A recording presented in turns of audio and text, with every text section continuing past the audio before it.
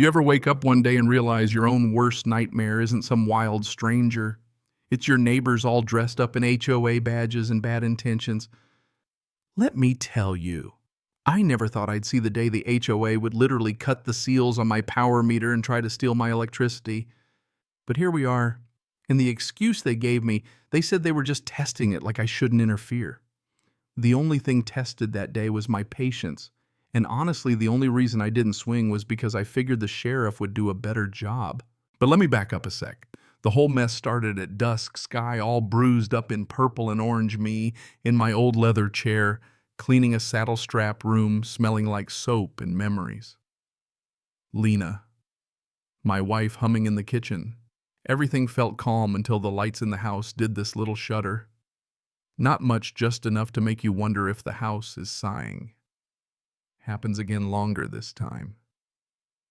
The lamp by my chair buzzes, settles. Now a man gets to know the sounds of his own place. That wasn't the fridge, wasn't the well pump, that was something else. That was a problem. Lena shows up in the doorway, drying her hands, face all serious. "Ben, you feel that?" she says. I just nod. "We don't need words, not after 30 years. Her look says, "What do you think it is?" Mine says, "I'll go find out." I get up, knees crack, and walk over to the window. Squint out at the utility pole standing just like it has for decades. Nothing strange there, no sparks, no smoke. Look the other way down our fence where the property line ends. There's the HOA land, and beyond that Karen Lewis's place, usually lit up like an airport. Her lights are steady, no flicker. So the problem is, here on my land, I pull on my old boots, mud-caked, built for trouble. Going for a walk, I tell Lena. She just nods, goes to the closet, comes back with my heavy flashlight. No lectures, just hands me what I need. That's love right there, practical and steady. I step onto the porch, breathe in the cool air and the crickets starting up. Flashlight on, I go straight to the meter box. Still humming, seal intact. That little lead tag is a promise. You know, I trust promises. I follow the cable into the ground, flashlight cutting through the shadows, walking slow, grass dry and brittle underfoot. Everything looks untouched. Then 10 feet from the fence, I see it ground disturbed, a fresh, ugly line about 6 inches wide. Someone tried to put the grass back, but it looks like a bad scar. I kneel, hand over the dirt, still soft, just hours old. The trench goes from my underground power line straight toward the common area, right for Karen's house. My gut goes cold, not angry, not yet, just certain. You ever see a coyote sniff the hen house? You know what it's after. Someone is stealing my power. They left a trail straight to their front door. I turn off the flashlight, stand in the dark, watching the lights on my house, warm and yellow, then Karen's cold and bright. I know in my bones she's lighting up her place with power running under my land. The crickets get louder, night gets colder. This wasn't a mistake, it was a choice. I walk back heavy steps, mind clear. This isn't a fence argument or a complaint at the next HOA meeting. This is the law, and I'm about to use it. Lena's waiting by the door, face pale but strong. Get your phone, Lena, I say. Start recording. We need to document everything right now. She nods, steady as ever, grabs her phone. We're not just a couple anymore, we're a team building a case. First I hit the breaker box. Flip, the main house goes dark and quiet. Fridge hum, dies, clock on the microwave vanishes. Feels strange, like holding your breath. Safety first. I lock the breaker with a steel padlock from the barn. Lena's filming every click, every detail. Chain of custody, brick by brick. Next, we lock the outdoor outlets, put padlocks on all 3. Small thing, but it shows intent. All exterior outlets are now secured, I say for the camera. 7:52 p.m., fact by fact, building the record. Then it's time for the calls, power company first, then the sheriff. On the phone, I stay calm, give the facts. Flickering lights, fresh trench power line running straight to Karen's place. Have you talked to your neighbor? The utility rep asks. No, ma'am. I don't deal with thieves. I deal with the law. She gets it, opens an investigation, gives me a case number.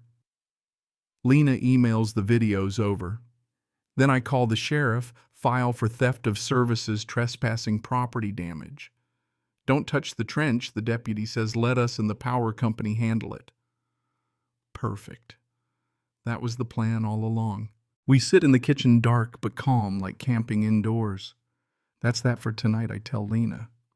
But I know Karen. Been her neighbor 10 years. She's the HOA president, lives for rules, for measuring grass, for fining old ladies over the color of their front door. For her to do this, it isn't just theft, it's arrogance. She thinks I won't fight back. She is dead wrong.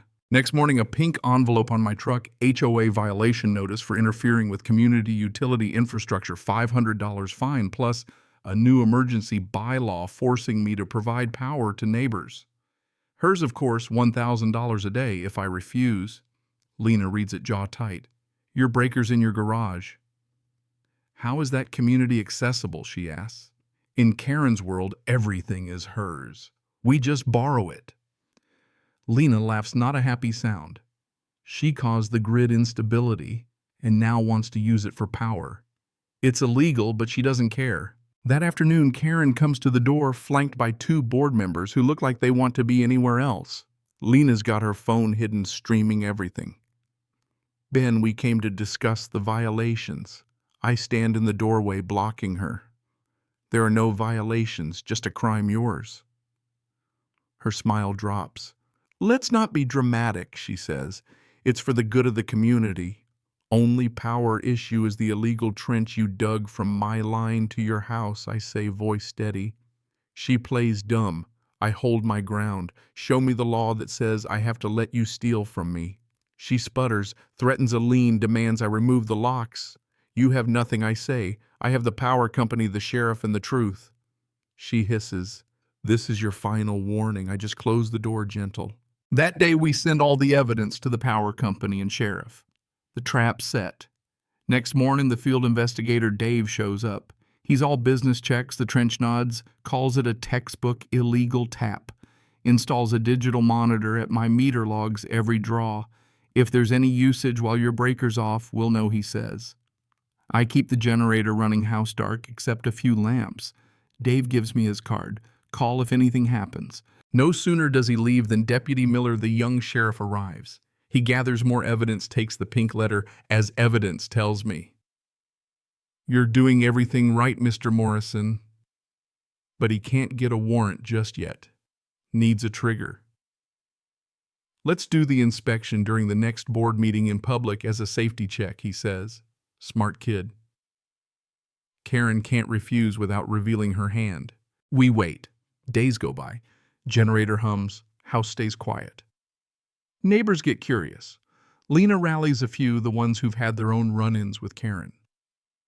Mike, the accountant, is nervous, but Lena tells him, if we all stand together, what can she do? Fine, the entire neighborhood word spreads. People show up ready for a showdown. Inspection day arrives. Lena sets out iced tea. Neighbors gather, maybe 40 of them. At 5 sharp, Dave from the power company, the county electrical inspector, and Deputy Miller roll up. Karen arrives, red suit, big smile, thinking this is her moment. She welcomes the crowd, acts like it's her idea. Inspector turns to me. With your permission, I'd like to open your panel. I look at Karen. She's smug, thinks I'm about to be busted. You have my permission. Open it up. The crowd falls silent. Inspector unscrews the cover, lifts it off, and there it is. The illegal tap, ugly black cables bypassing everything running straight to her house. The crowd gasps. Even folks who don't know wiring can see it's a parasite. Inspector announces this is felony theft of services. Dave confirms the monitor logged a draw while my main was locked, and then a tamper event Karen's handyman caught on camera, cutting the seal. The inspector runs a scope camera down the conduit wires, go right to Karen's place. Deputy Miller holds up a warrant. We'll follow this line to its termination. Karen is pale, stammering. Inspector orders Dave to disconnect Karen's power right then and there. Dave pulls the meter locks, the socket tags it with a big red warning. Karen shrieks, I'm the HOA president! Inspector says, right now you're a felony suspect. The crowd just stares. The queen is dethroned. Deputy Miller announces, Karen Lewis, you're being investigated for felony theft and tampering.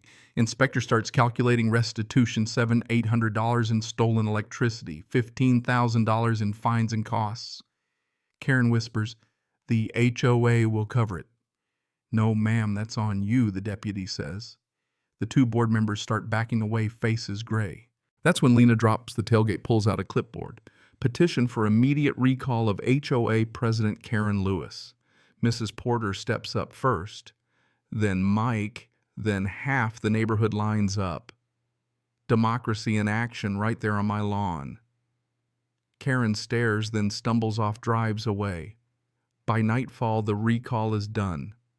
The board voids the fines, issues an apology, rewrites the bylaws so no one can ever pull this again. Next day, electricians fix my panel resaw, the lawn insurance pays the bill. Community starts healing, neighbors talk, fences get mended, not just wood, but trust. A month later, I sit on the porch, Lena reading beside me, our lights steady, no flicker. Karen's old place sits dark, for sale sign out front. Mike stops by with fresh bread, says his wife put her bird feeder back up, no more threats. You showed us the law works, he says. We just kept records, stayed calm, let the truth do its job. Justice isn't about yelling. It's about putting things right.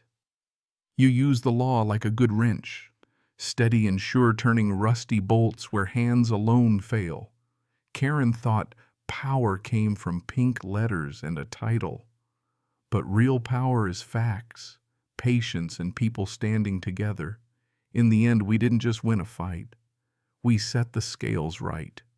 And now my land, my power, my home, it's all mine and it's all safe. So let me ask you, have you ever had to face down someone who thought the rules didn't apply to them? Drop a comment below, share your story. Tell me what you think justice looks like and who's really got the power in your community.